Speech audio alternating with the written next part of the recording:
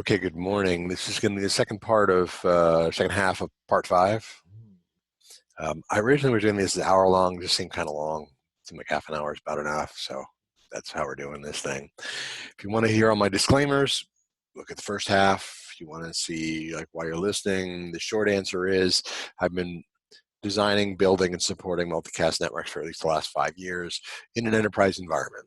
Right, so it's just isn't like, hey, I turn on multicast with my little switch and my router, and I'm a genius. Right now, made the hard part work, and there's certs on the back wall. There's more of them. Yesterday we were talking about rendezvous points, so we gotten all this way. We found out, layer one. Well, if the switch is IGMP or MLD aware, that it'll only send the traffic down to the right port. That's because of layer 2 IGMP. The devices do a report to the querier on the which will be the router, and that lets that switch know by listening to say, hey, this guy wants this group, this port wants that group, right?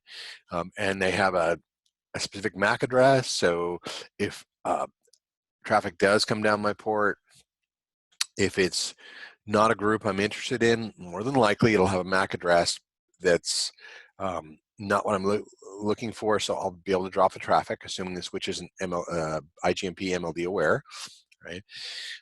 Because of the overlap, it could be different, right? So then we go to layer 3, we see that group, and then at group level, well, if someone's hijacked that group for some reason, then hopefully the listener is going to be on a different port number, or it's a different protocol, right? So I'm listening for a EIGRP, and this is some UDP something, and I'm like, meh, garbage, go away, drop it, right?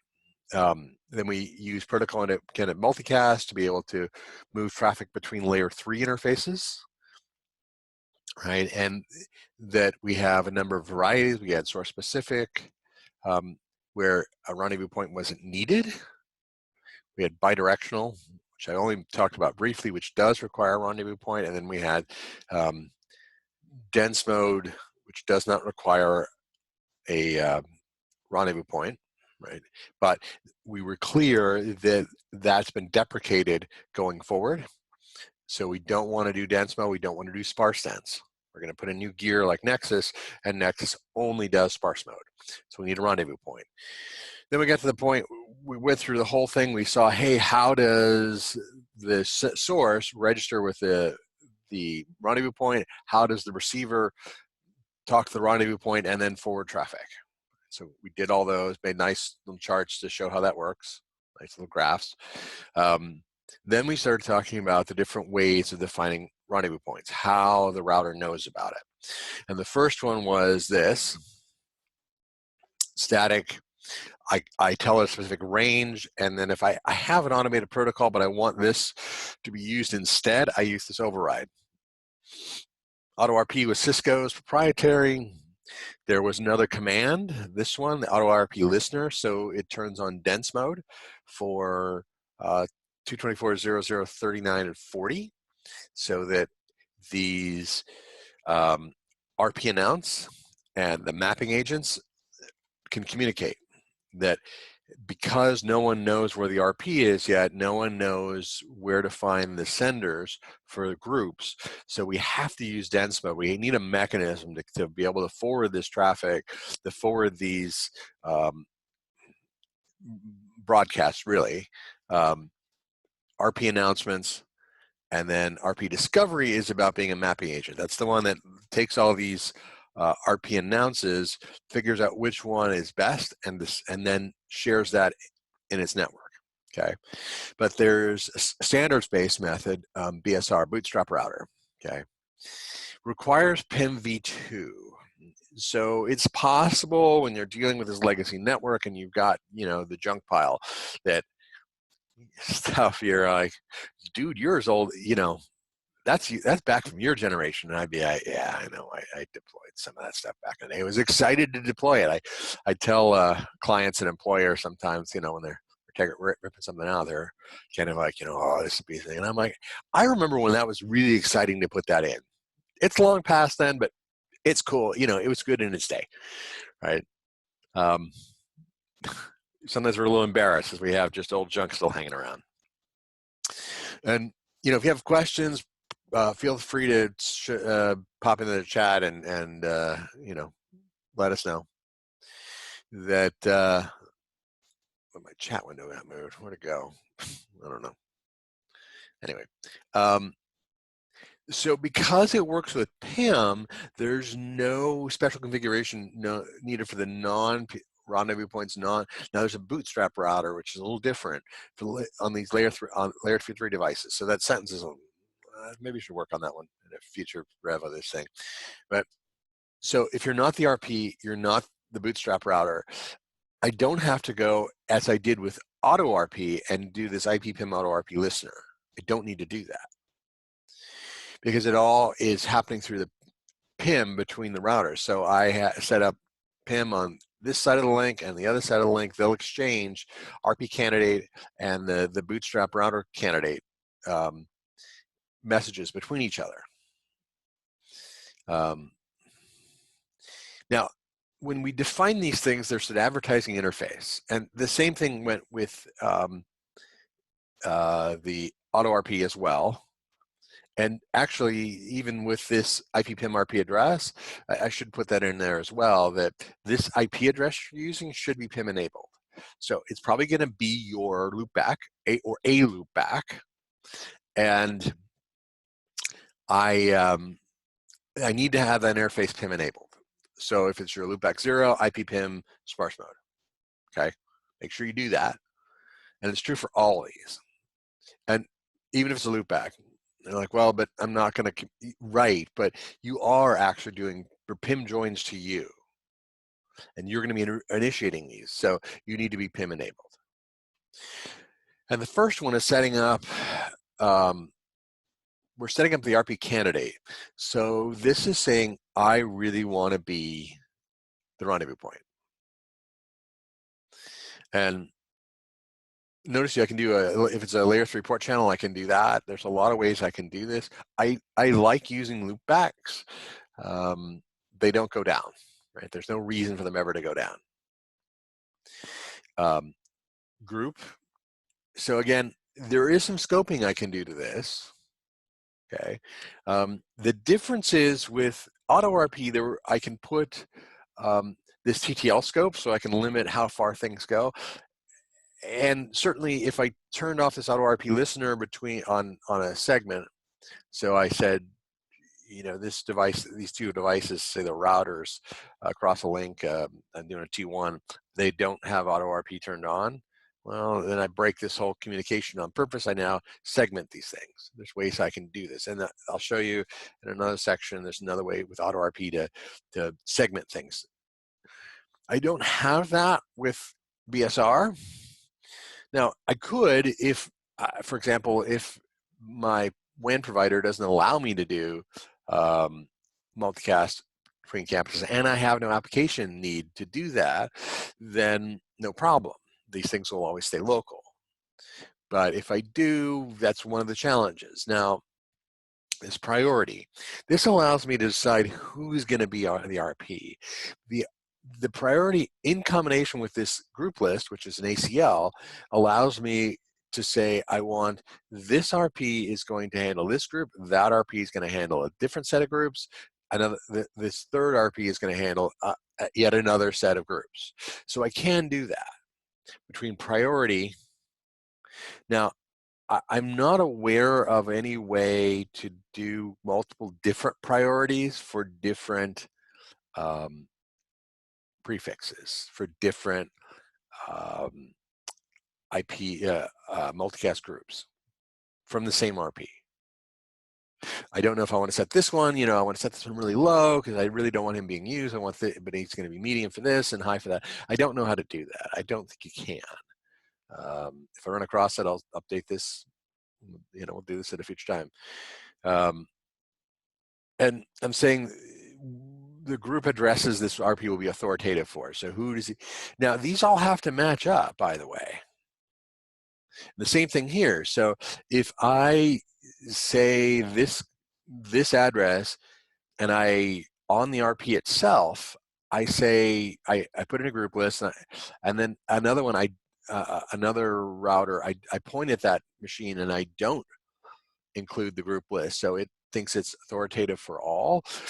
It's going to cause problems because the RP will say, no, I'm not the RP for those, and drop traffic. So you'll cause yourself more trouble than you're worth. They have to match up.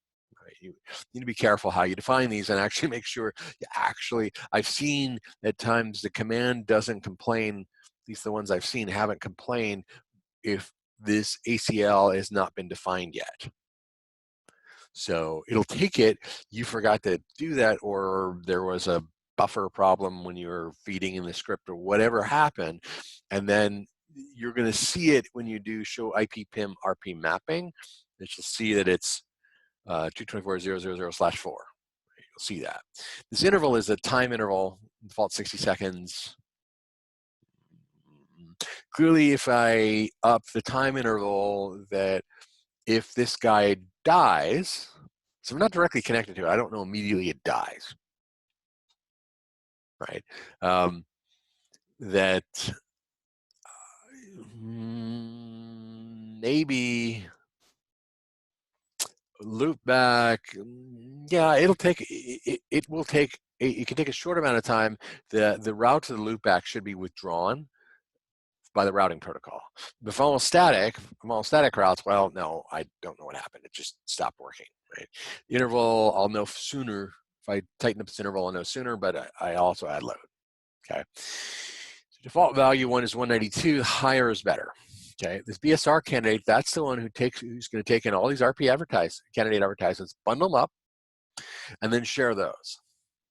So if I've got a lot of RPs, this can get big.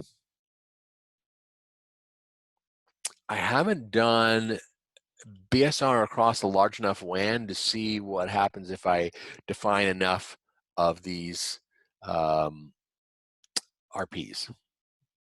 I'd be curious to see what the limits are. I haven't seen the documentation I've read so far, any particular caveats.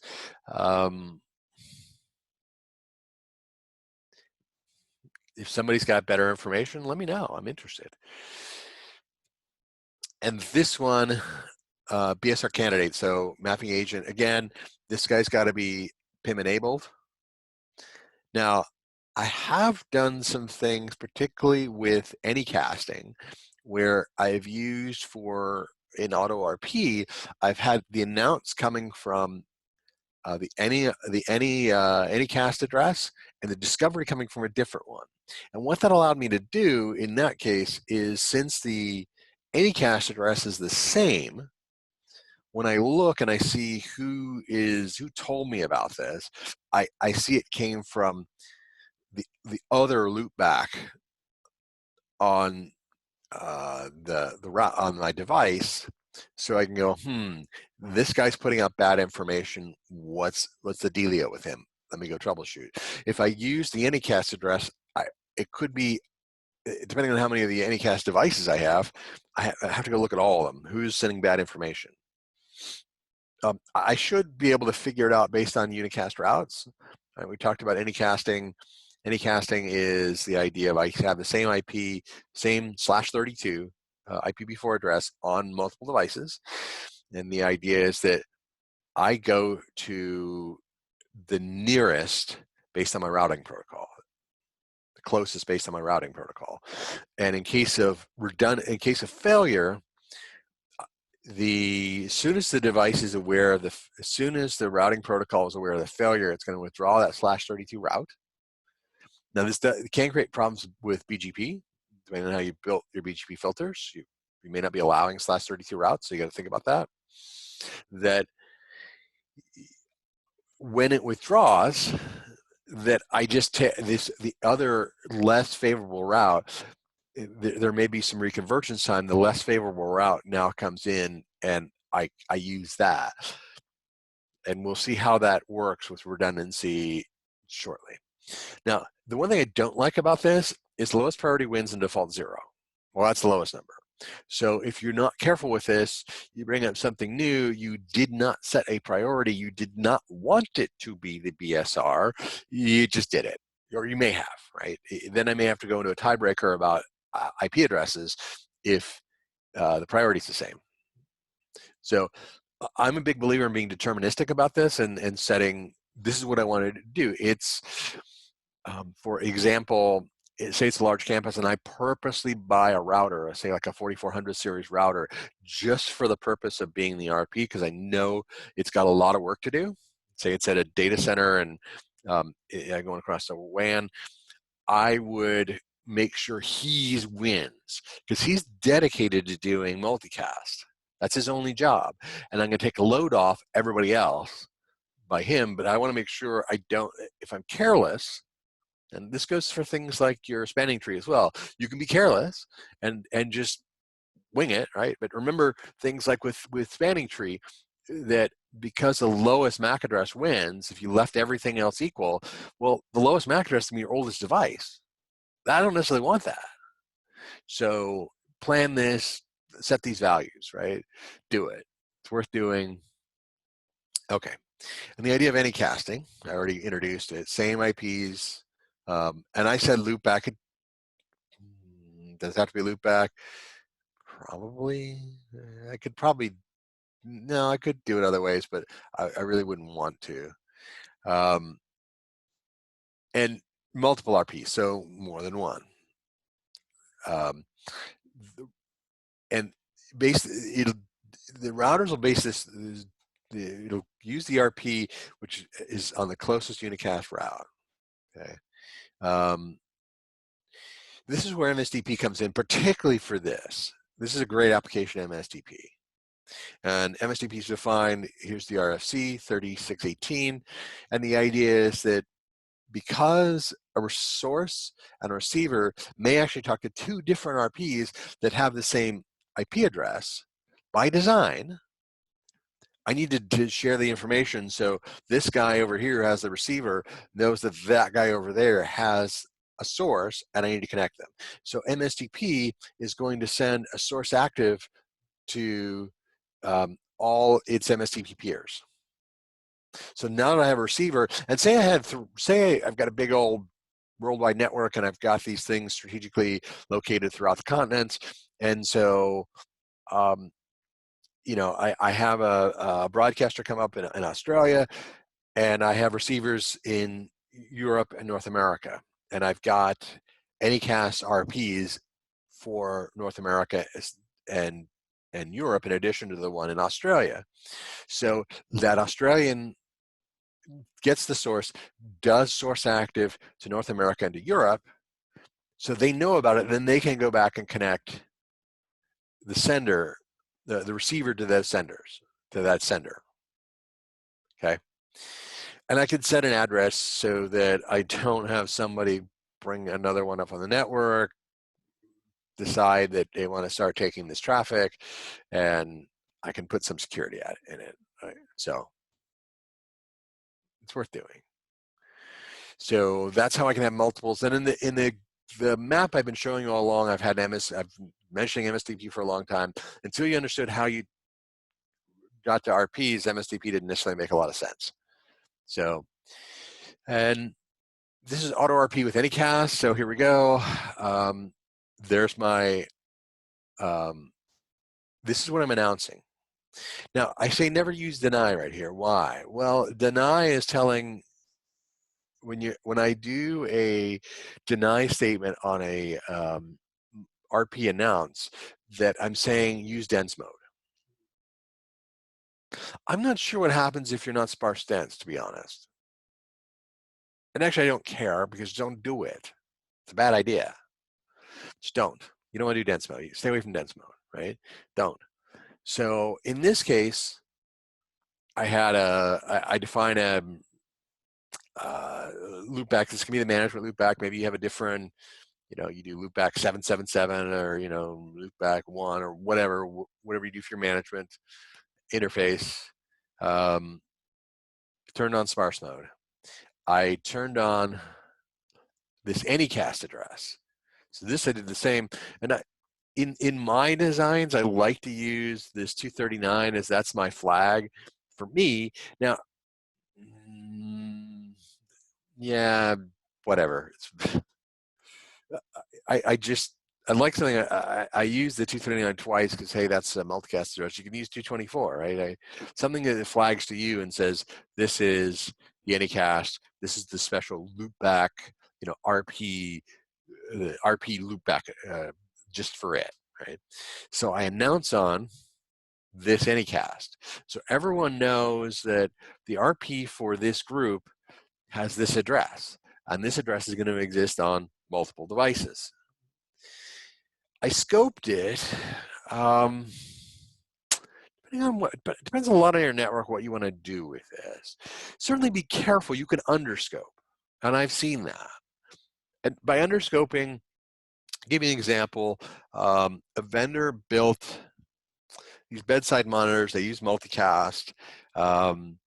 We lost a circuit, and the backup circuit to get back to the server for these bedside monitoring devices was more hops than the vendor had allowed for that traffic.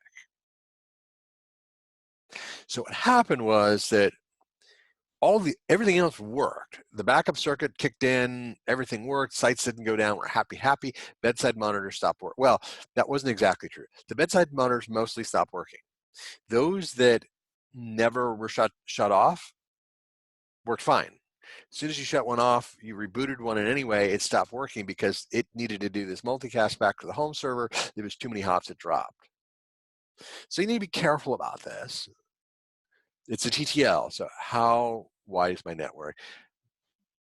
Sometimes sometimes I think it's not a bad idea if you really know your network well and what the depth is. In some ways, if there's some kind of loop, I can keep it from going forever, but be careful about it. This is the mapping agent, and I have the mapping agent go off the other loop back because when I see the show IP PIM RP mapping, and I say that a particular group is advertised by this address, I know who told me that.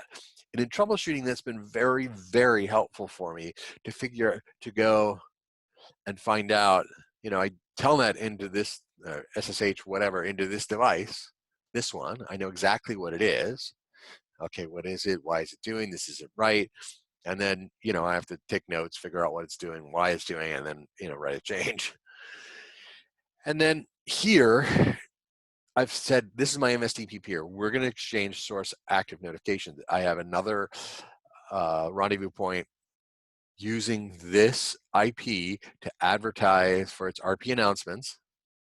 It's this, and I will share source actives, and he's going to do the same back to me. Okay. So that's how I can do with AutoRP, that's how I can do redundancy. Now, some people are doing redundancy in terms of Bootstrap using priority. So it's more of a fallback. So I say, this guy has a priority of like 224, and this other guy has a priority of 240. Well, 240 is going to win because the Bootstrap router takes the set of advertisements it gets and sends the stack, including the priority. Everyone uses the same math and says, well, that guy's 240, I'm using him. He goes away. So again, I'm dependent on the Unicast routing protocol then to say, don't have a route to that anymore. Fails, then I'm going to kick into the next lowest, the next lower priority, or the highest remaining priority, however you want to think about that. Okay. I could do source actives. I don't know if it would matter so much. I mean, it would certainly prime the database on this. If I'm doing it in pairs, I could prime the database that way. So he knows about all of them. He's not sending anything back because nobody should be using him because of that priority.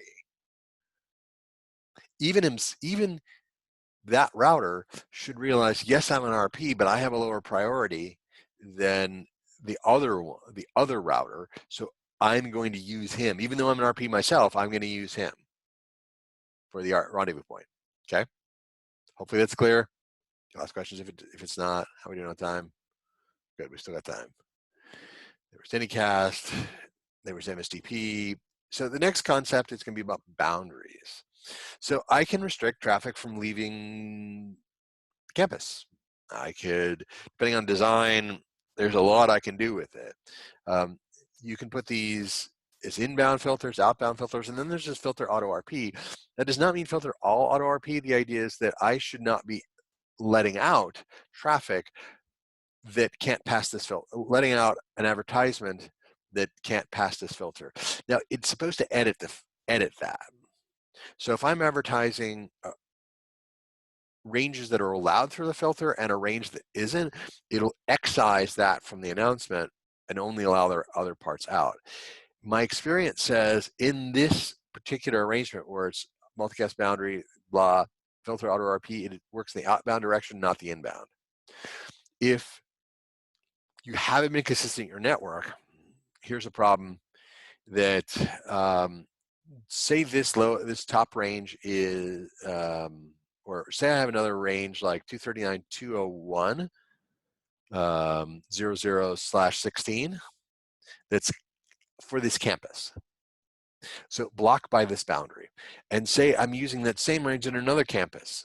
Now, he should have a similar multicast boundary. He should have a filter on it if that's how I've designed it. I've said that range is used on each campus. I can do that with AutoRP. I can do that. I wouldn't do it with BSR. I can do that with AutoRP. If I do, the problem is if he's forgotten the filter AutoRP, or he's forgotten the filter completely, I'll take in his advertisement. And it's possible that one of the mapping agents may decide that his IP is better. He's got a higher IP. He'll take him. And because of this boundary on my side, all my traffic breaks because it's trying to do joins up to that router across this boundary, which won't work. It's not allowed. So you do have to be careful with this. You do have to be careful with this. And you can have deny. You want to have denies in this one. In the filter, there should be an implicit denial, but I do explicit denies on it that I want to be clear. This is what I'm going to advertise. This is what I'm going to block. Now, in this case, this allowed me to take I'm basically going to make sure I'm not advertising the scope, the administrative scope, but the IANA defined stuff is allowed through this filter. Now, if with sparse mode, any source multicast using sparse mode, if I'm not advertising for that group, so for example, we have NTP 224.0.11. Even though this allows that traffic through, if I don't have an RP advertising for it, it doesn't matter. It's not going to work. It'll work inside the LAN, right? Because of IGMP, I do a report. Now, that router, that last hop router, since I'm a receiver saying, hey, I want NTP, it'll go as far as the boundary. Well, excuse me. It says it doesn't have an RP for it. It says I'm the RP for that. Sits on it. If there's another segment, another VLAN on my device or another interface that is a source for NTP, I can forward that. But if it's hops away, forget it. Not happening. Right. So not only do I have to have the boundary set right, I also have to have the advertisement set right on the RPs. Okay. Unless it's source specific, then it gets interesting, right? So why did I want to talk about this? I don't know why I added that.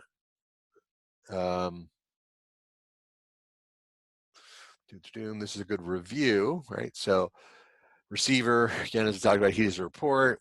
As long as he knows who the RP is, right? It doesn't matter if it's static, BSR, or AutoRP. He knows that guy's the RP. He's going to say, I got a report. I want this traffic. He sends a join going the best unicast route to the unicast IP address of that RP. If he's advertising, if there's two of these guys that are RPs, and they're advertising their Anycast address, this guy decides which is the better of the two routes. Now, if it's equal cost, it's going to flip a coin, right? Which way it goes, whether it goes this way or that way. That doesn't typically happen in designs all that often. I probably wouldn't have this simple a design. But there you have it, right? And then I'm reviewing this yet again. And we did this. Sorry, this is, I did update this. Is there anything we need to do? Components. No, I think we're gonna actually call this for part 5, and we're gonna move on to part 6. And that was it's a great review, but you can go through the part 4. They did cover this pretty well. So now, hey, look, you've learned about IGMP, you've learned about PIM, you've learned about RPs. We've now added boundaries and MSDP. The only one we haven't really talked about yet is a DR, designated router. I mentioned it, but there's a little bit more we're gonna talk about in the next section. Now, I asked, here's your to-do list. So at the end of each of these sections, I'm trying to say, here's some homework to go through and do, particularly if you're looking from a design point, but really even if you're a support person, start to really try and dig in and understand how your network's working now. If you understand how it works now, it'll help you when it breaks, because then well, okay, that's supposed to be it, but wait, somebody touched that. I had one, for example, where I said, do not do the filter-autorp on an RP. Somebody did that. I didn't know that, actually. But I opened a attack case, and we're doing, and then he goes, no, don't do that. Okay, fix it. All of a sudden, boom, we're working again. Hey, you're a genius. Awesome, right? Do I need to run bidirectional multicast? That's an important question. Okay. If I need to do my application support source specific, and what are the requirements? And where should I locate my RPs, if any? Right. So if you're all source specific, then there's no RPs. If you're no multicast, there's no RPs. So hey, and then which of these calls to you? Which one makes the most sense? Small enough network, static's great. 2 devices, yeah, we point at each other, whatever, or I point at the one, and if the other one, if he fails, then I'm also built as an ARP. Well, how'd I do that? Okay, if I only have 2 layer 3 devices and the other one's the RP, he fails, well, any traffic that comes in, and assuming I have multiple switch versus SVIs or multiple layer 3 interfaces, well, if I have multicast routing turned on, that I'll route between them. And since the other guy's dead, if there are no other layer 3 devices, what's going to work is what's going to work, right? So it's connected to that device, it'll work. If anything, other device is dead, so, or if it's some sort of software failure on that side, so multicast stopped working, well, you got bigger problems. So static will work. But if I get into like 30, 20, 30, 40, 50, 100,000 devices, like, no, I don't want to do that. I don't want to do that. Even with the config management, so I can insert it, the command, I'd rather not. Because the other thing too is when I go to make a change now, I've got to go through and do that. I'm going to push out this new config. If it's an automated mechanism that I can then make the change. Now, there's a huge star on this one. I can put some controls that have to be updated to allow, if I'm going to allow, make a change, if I want to have my network more secure, right? And then AutoRP, Cisco only, Cisco proprietary, BSR is a standard, right? There you go. That's a lot. Thanks for sticking with it. Thanks for watching. There's my YouTube channel. Hey, tell your friends, get them subscribed. Someday I get enough content, I get enough subscribers, will let me have a better URL. In the meantime, there it is. Cut and paste. Right. Slides are up on SlideShare. You can get it off there. If you can't copy out of the PDF for some reason, well, at least you can sit there and read it, and I'm sorry. Follow me on Facebook. Facebook I haven't been using as much, or Twitter lately. LinkedIn's the one. I'm pretty open on accepting LinkedIn connections. And then make suggestions, ask questions, reach out to me through LinkedIn, reach out to me, write comments, ask questions, whatever. If it's a quick question, great, happy to answer it. If it's, sort of do this design for me over, Twitter, let's talk about a consulting engagement. Okay. just to be fair. Anyway, thanks, and I will see you tomorrow, hopefully.